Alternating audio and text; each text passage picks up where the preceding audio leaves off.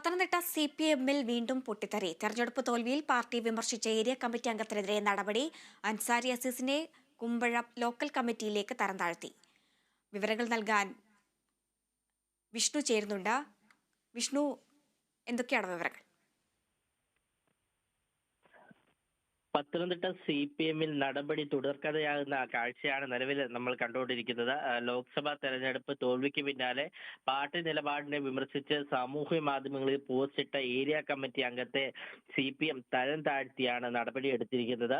Pathanamthitta area committee അംഗമായിരുന്ന Ansari അസീസിനെയാണ് Kumbazha local കമ്മിറ്റിയിലേക്ക് തരം താഴ്ത്തിയത്. ചൊവ്വാഴ്ച നടന്ന ഏരിയ കമ്മിറ്റിയുടെ തീരുമാനത്തിന്റെ അടിസ്ഥാനത്തിലാണ് അൻസാരിക്കെതിരെ ഈ നടപടി ഉണ്ടായിരിക്കുന്നത്.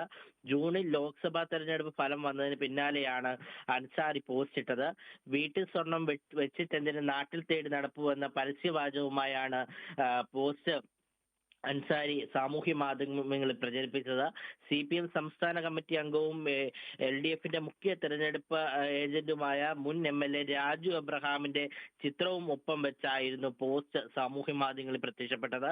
തോമസ് ഐസക്കിനെ സ്ഥാനാർത്ഥിയാക്കിയുള്ള പ്രതിഷേധമെന്ന നിലയിൽ പോസ്റ്റ് ചർച്ചയായതോടെ പാർട്ടി നേതൃത്വത്തിന്റെ ഇടപെടൽ ഉണ്ടാകുകയായിരുന്നു.